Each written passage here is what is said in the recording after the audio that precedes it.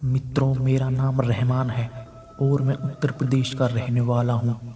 आज मैं आपको मेरे मित्र के साथ घटी एक सच्ची घटना पेश करने जा रहा हूँ। मेरे मित्र का नाम वसीम है और हम बचपन से ही बहुत अच्छे दोस्त हैं। हमारी हर एक बात एक दूसरे से शेयर करते हैं। हम जब कॉलेज में आए थे तब उसकी सगाई हो गई थी। वो उसकी मंगेतर से, जिसका नाम रेशमा था, से बहुत प्यार करता था और वो दोनों रात भर मोबाइल पर बातें करते रहते थे। एक दिन की बात है, उसने मुझे बताया कि वो उसकी मंगेतर से रात को बातें कर रहा था। वसीम ने उसकी मंगेतर को मिलने के लिए बोला तो उसकी मंगेतर बदली हुई आवाज में बोली, तू ज्यादा मत बोल वरना तेरे को वहीं दफना दूंगी। वसीम एक बार तो ये सुनकर चौंक गया और फिर सोचा वो शायद मजाक कर रही होगी। फिर वसीम भी उसको मजाक में बोला, क्या कर लेगी तू मेरा, देखते हैं। वो फिर बोली, आज रात देख तेरे साथ क्या होता है। यह कहकर उसने मोबाइल रख दिया। अगली सुबह जब वसीम मुझसे मिला तो वो अपनी बात बताने लगा। उसने मुझे रात को फोन वाली बात बताई और उस रात उसके साथ जो हुआ उसने मुझे बताया। उसने बताया कि रात को 2-3 बजे के आसपास अचानक उसकी नींद खुली और उसके सामने एक सफ़ेद लंबी दाढ़ी वाला आदमी बैठा था। वो बोलने लगा, ले आ गया मैं, अब देख तेरे साथ क्या होता है। उसने वसीम के गले को पकड़ लिया। ऊपर मेरी सांसें रुक गई। वसीम ने उसी वक्त अल्लाह का नाम लेते हुए नमाज पढ़ना शुरू कर दिया और वो उसके सामने से गायब हो गया। मुझे उसकी बात सुनकर बड़ा अचंभा हुआ कि ऐसे कैसे हो सकता है। उसके अगले दिन वसीम ने फिर अपनी मंगेतर से मोबाइल पर बात की और बोला, कल रात तुम मुझे क्या अनाप शनाप बोल रही थी। उसकी मंगेतर ने कहा, ऐसा कैसे हो सकता है जबकि कल तो मैं फोन ही नहीं किया था। ये सुनकर वसीम के रोंगटे खड़े हो गए और उसने तुरंत फोन काट दिया।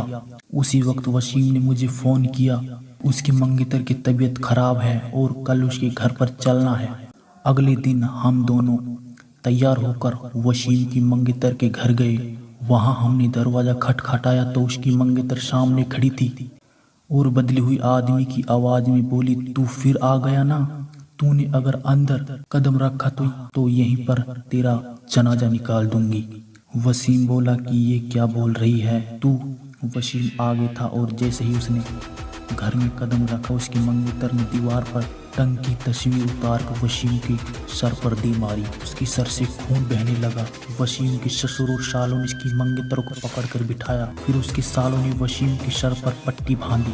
रेशमा के दादाजी ने बताया कि रेशमा को जिन्न का साया लग गया है। इस पर वसीम के ससुर ने उन्हें अपना मुंह बंद रखने को कहा। थोड़ी देर रुककर हम वहां सीधे अस्पताल जाकर पट्टी करवाई। अगले ही दिन मुझे वसीम का फोन आया कि रेशमा की तबीयत बहुत खराब है और वो अस्पताल में भर्ती है। वसीम ने बाइक निकाली और हम दोनों जल्दी अस्पताल पहुंचे। पर पहुंचते ही हमने डॉक्टर से रेशमा की हालात, उसने बताया कि उसकी हालात बहुत नाजुक है, कोई असली बीमारी का पता नहीं चल पा रहा है। उसके घर वालों को डॉक्टर ने रेशमा को घर ले जाने को कहा। सभी हैरान थे कि ऐसी क्या बीमारी है जिसका इलाज डॉक्टर के पास भी नहीं है। फिर उसके घर वाले रेशमा को घर ले आए। रेशमा ने वसीम को बुलाया और कहा कि मैं ज़्यादा दिन जिंदा नहीं रह पाऊंगी और तुम किसी अच्छी लड़की से शादी कर लेना। यह सुनकर वसीम की आंखों में आंसू आ गए और बोलने लगा कि मैं तुम्हें मरने नहीं दूंगा। फिर रेशमा के दादाजी ने उसके पास ही के पीर बाबा के पास ले जाने को कहा। हम उसको पीर बाबा के पास ले गए और पीर बाबा ने बताया कि इसको एक बुरे जिन्न ने पकड़ लिया है, जिसकी वजह से इसके शरीर को नुकसान पहुंचा रहा है। अब बहुत देर हो गई है। पीर बाबा ने बताया कि इनका एक ही इलाज है, यहाँ से 80 किलोमीटर दूर एक दरगाह है, वहाँ इसका इलाज हो सकता है। और बाबा ने बताया कि इसके साथ वही इंसान जाएगा जिसे वो सबसे ज़्यादा चाहती है। वसीम ने कहा कि मैं चला जाऊंगा, मुझे बाइक भी चलानी आती है। रात के 3 बजे वसीम और रेशमा दोनों बाइक पर निकल पड़े। लेकिन आधे घंटे बाद किसी का फ़ोन आया कि वसीम और रेशमा दोनों एक्सीडेंट में मारे गए।